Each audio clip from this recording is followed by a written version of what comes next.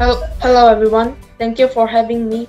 My name is Derek Darian and I'm going to be speaking to you today about game named Mobile Legends. I met this game in 2017 from my friend. When he talked and introduced this game in my class, I was confused and he asked me to play the game. When I tried to play the game, it was very exciting because it can fight 5v5 directly with my friends to train our skills. This popular game was made by Moonton in 14 July 2016.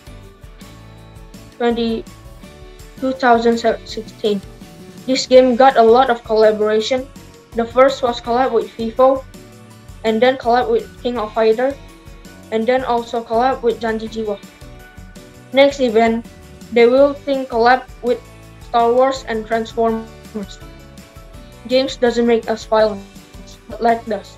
If our connection is bad while playing, we can move in the game and we will get penalty and bad results. Being a gamer left with great reflexes and never surrender mentality. Thank you. Halo semua, terima kasih udah mengundang saya di dalam Zoom ini. Dan hari ini saya akan menceritakan tentang basket.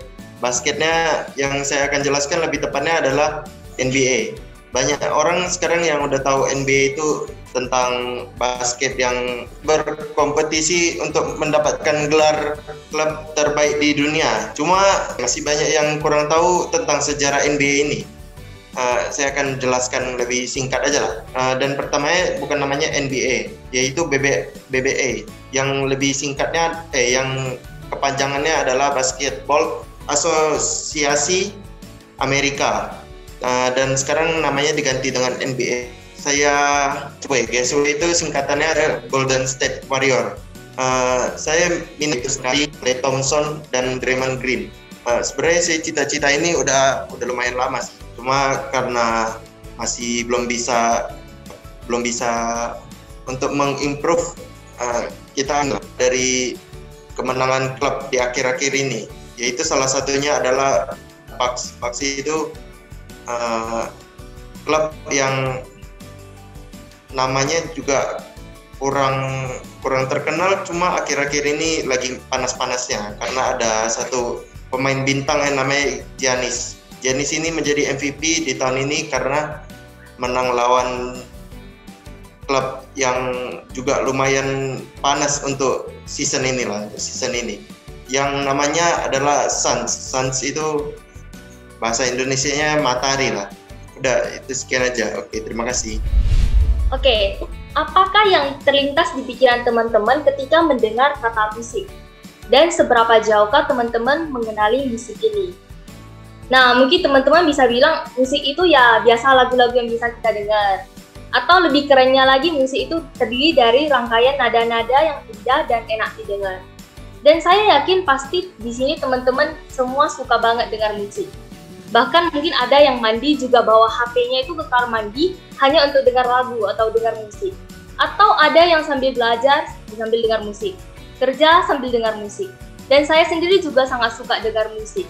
Jadi jujur aja, saya kalau kerjain PR atau nyalin catatan, saya merasa itu hal yang sangat membosankan. Dan supaya nggak bosan, aku biasanya dengar musik gitu. Jadi sambil dengar, sambil ngerjain. Nah, teman-teman tahu nggak? Di balik itu semua, musik punya manfaat yang sangat luar biasa. Yang pertama, musik itu bisa sebagai sarana terapi, di mana sebuah penelitian yang melibatkan 60 pasien stroke. Jadi sepertiganya itu dia kasih dengar musik, sepertiganya lagi dia kasih dengar audiobook, dan sepertiganya lagi tuh nggak dengar apa-apa. Nah, setelah 3 bulan kemudian, yang dengar musik itu daya ingat verbalnya meningkat 60%. Dan di sini terbukti kalau musik itu bisa sebagai sarana terapi. Dan bahkan saat ini ada mata kuliah yang namanya musik terapi, di mana di situ diajarkan bagaimana sih musik bekerja dalam sebuah terapi. Yang kedua, musik itu bisa untuk mengatasi stres. Nah, saya yakin teman-teman di sini pasti pernah stres atau setidaknya punya beban pikiran.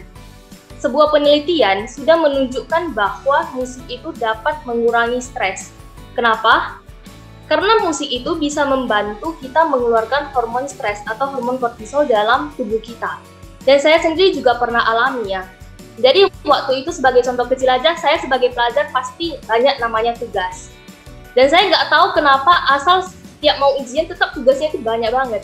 Jadi udah mau ujian, kerjain tugas lagi, mau lomba, ditambah lagi jadwal les yang sangat padat, dan saya stres. Saya nggak tahu apa duluan yang mau dikerjakan.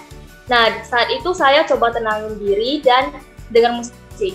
Nah, jadi saya merasa saya lebih tenang gitu loh. Dengan dengar musik, saya lebih tenang dan saya mencoba berpikir, apa sih yang mau duluan saya kerjain biar semuanya ini lancar.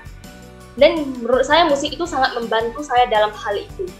Yang ketiga, musik itu juga bisa meningkatkan mood atau memengaruhi mood seseorang.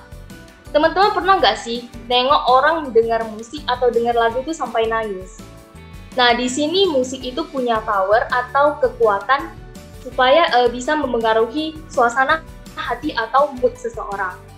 Dan penelitian juga sudah menunjukkan bahwa musik itu bisa memengaruhi mood seseorang.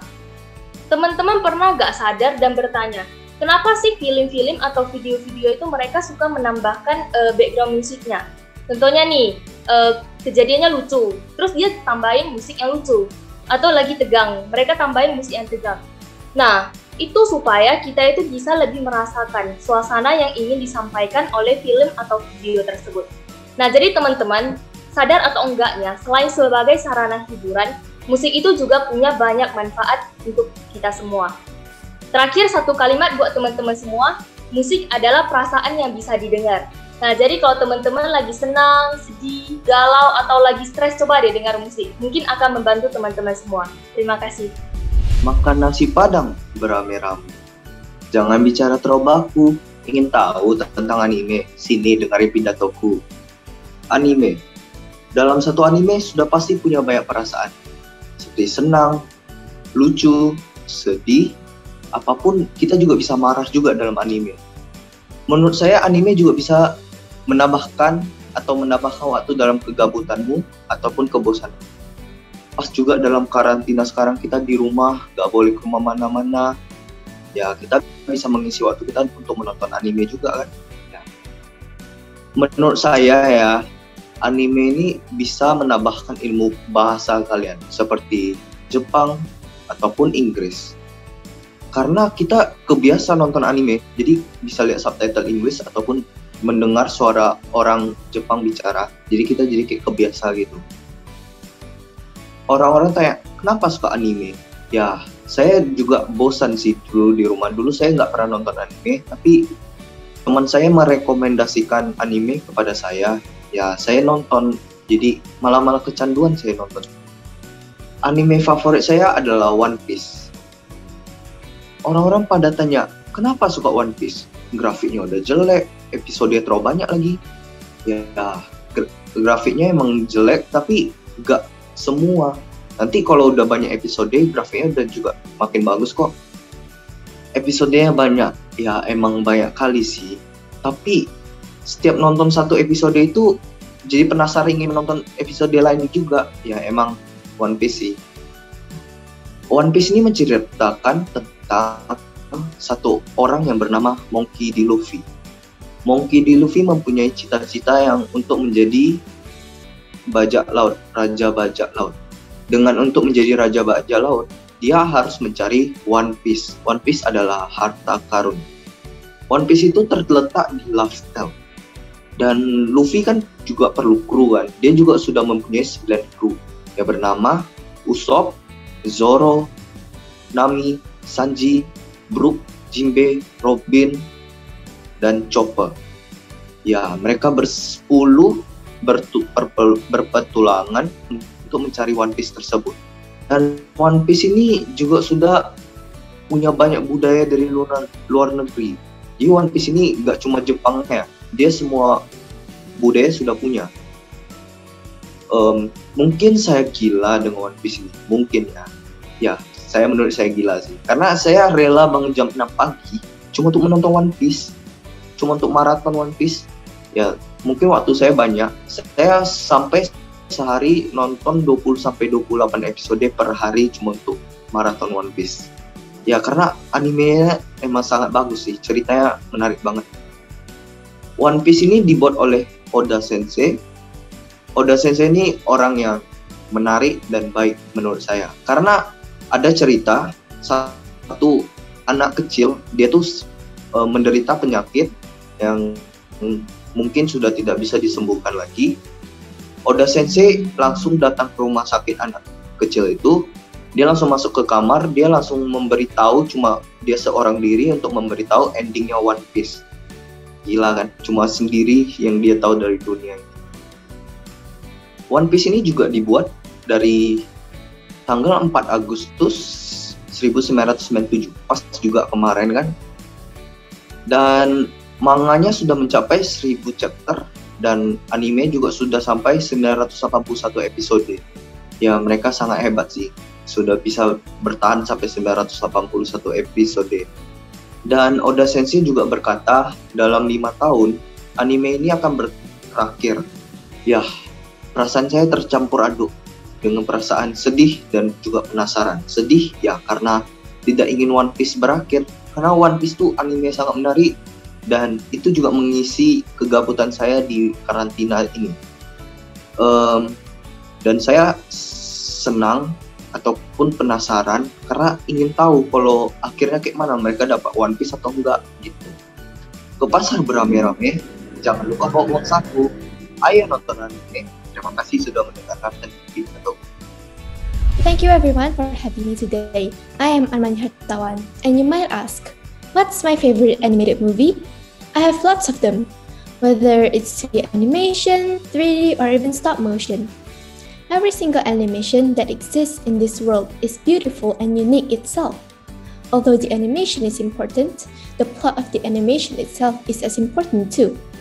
Now that is said, my number one favorite animated movie is How to Train Your Dragon 1. Although it is a pretty old movie, the animation is still very stunning and breathtaking. The plot is surely one of a kind too. The movie consists of quite a lot of characters. The side characters though are sadly not very likable and a little annoying in my opinion. The main character's name is Hiccup, and this story tells the story of how one big Viking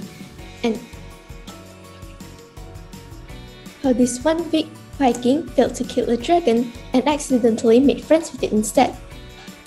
The main character's village and father then find out about this friend and used it for their own good. This movie has amazing music too. My personal favorite from the How to Train Your Dragon must be Test Flight. All these amazing pieces of music makes me love this movie even more. Every element they add to the music is absolutely stunning. Every single design of the dragons are absolutely beautiful, gorgeous, and the team put a lot of effort into this movie and made the most out of it. Not to mention, this movie makes the main character not perfect, which makes him very likable. The character development is also outstanding, from a weak, lost Viking to an amazing leader, wise and brought humanity together with their so-called enemies. The voice acting too is perfect for every character that has appeared in this movie. The movie also has continuations, which is How to Train Your Dragon 2 and How to Train Your Dragon 3.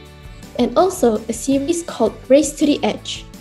All of them are amazing and I highly recommend them to anyone who likes animation, dragons, or even fantasy.